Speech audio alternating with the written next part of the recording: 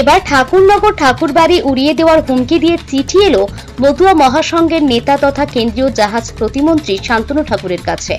সোমবার দুপুরে জঙ্গি সংগঠন লস্কর-ই-তৈবার নাম করে এই চিঠি পৌঁছায় তার কাছে। চিঠিতে দেগঙ্গার বাসিন্দা এক ব্যক্তি হুমকি দিয়ে লিখেছেন, দেশে সিএএ কার্যকর হলে ঠাকুরনগর ঠাকুরবাড়ি বোমা মেরে উড়িয়ে দেওয়া হবে। ঘটনায় কিছুটা আশঙ্কিত শান্তনু ঠাকুর। প্রধানমন্ত্রী ও স্বরাষ্ট্রমন্ত্রীকে ইতিমধ্যে বিষয়টি জানিয়েছেন তিনি।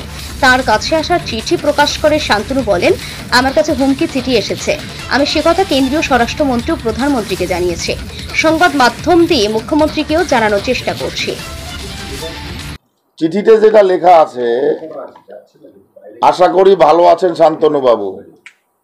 যা হোক, আপনাকে জানাচ্ছি যে পশ্চিম বাংলায় যদি এনআরসি হয় এবং এনআরসি এর ফলে যদি মুসলমানদের উপর কোনো রকম অত্যাচার হয়, তাহলে পশ্চিম বাংলা তথা সমগ্র ভারত জ্বলবে এবং আপনাদের ঠাকুরবাড়ি উড়িয়ে দেওয়া হবে।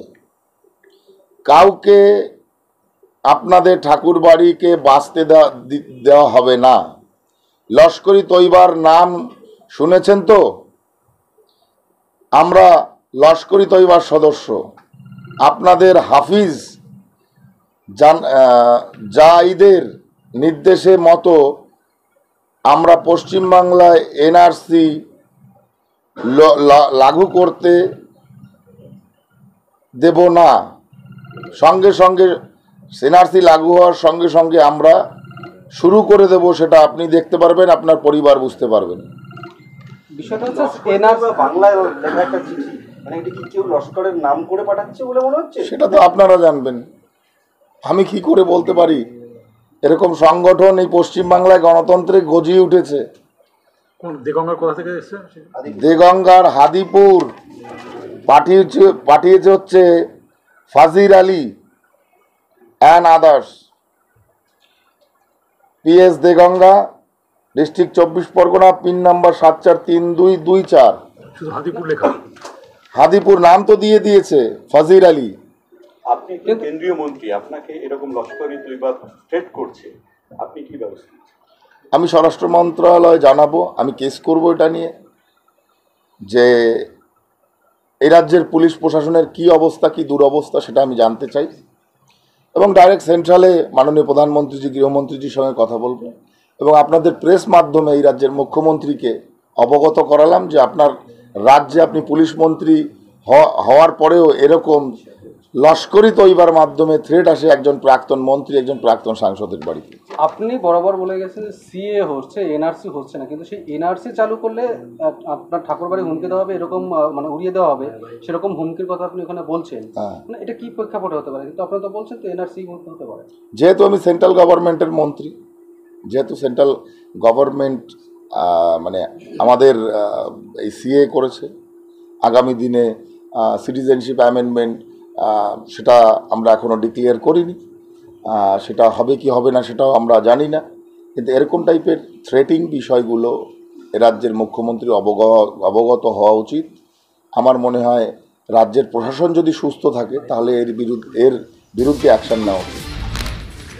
দেশে সিএএ লাগু হলে ঠাকুরনগর ঠাকুরবাড়ি বোমা মেরে উড়িয়ে দেওয়া হবে, ক্ষতি করা হবে ঠাকুর পরিবারের সদস্যদের।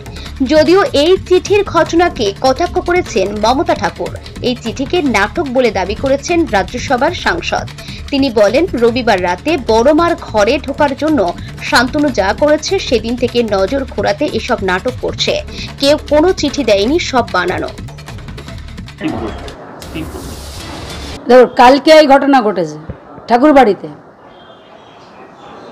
যেভাবে সন্ত্রাস করে শান্তনু ঠাকুর তার বিজেপির ক্যাডার নিয়ে আজকে ঠাকুরবাড়িতে বড়মার ঘরে তালা ভেঙে আমার ঘরের ভিতরে ঢুকতে দিল না। আমার ঘরের ভিতরে কি হয়েছে আমি নিজেই জানি না। সেখানে আমি নিজে বাইরে, আজকে 2 দিন ধরে আমি বাইরে ঘুরে বেড়াচ্ছি। আমি মনে করি এটা শান্তনু ঠাকুর নিজে করিয়েছে তার লোক দিয়ে। তার যদি এটা হতো, আজকে সিএ নিয়ে কবে চালু হয়েছে, প্রায় 1 মাসের প্রায় কাছাকাছি মনে সিএ চালু হয়ে গেছে। এটা ওর নিজে আজকে দেখেছে যে আমার নিজের কবর আমি নিজে খুঁড়েছি। ইলেকশন এখন তার জন্য সিম্পেথি ভোট নেওয়ার জন্য আজকে এই কাজ আমি মনে করি 100% শান্তনু ঠাকুর তার লোক দিয়ে এটা করিয়েছে এবং এটাকে আমি মনে করি এই চিঠিটা তদন্ত হওয়া উচিত কে করিয়েছে, কার লোকরা করিয়েছে।